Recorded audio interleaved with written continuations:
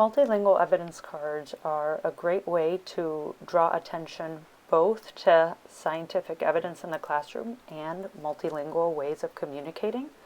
For students, hearing and communicating about evidence in multiple language gives them an opportunity to expand the possible ways of communicating and accessing around the content. In terms of science, using evidence and examining evidence in multiple languages shows kids that science can take place and does take place across many languages and language forms, and explicitly naming these types of evidence for students helps them in creating scientific explanations. Finally, when we use multiple languages in science, it norms multilingual ways of communicating for students and counters the dominant narrative that education only takes place in English. The video you're about to watch is of a third grade classroom, which is studying the phenomena, why does a wolf look different from the rest of the pack?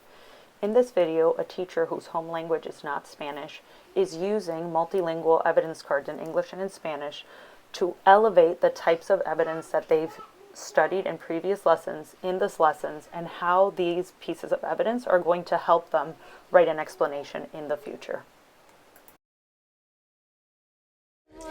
We looked at humans last week, and we looked at the different variations in humans. Remember when we made our graphs and we put our Post-its on them? Oh yeah! The other day we did some research in books, and we talked about how we were finding facts from a text or ideas de un libro, and we talked about how we saw different organisms, and then we saw the variations that those different organisms had. Today, we did an experimentos,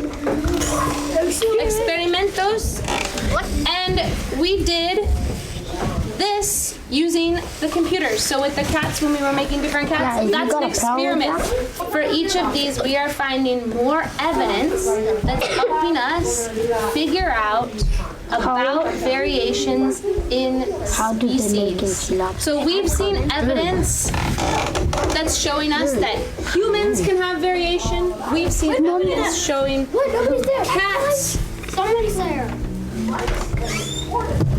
other organisms,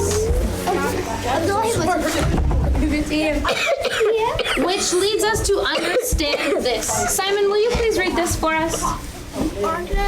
Organisms in a species have many similar traits. Los organisms? There can be variation.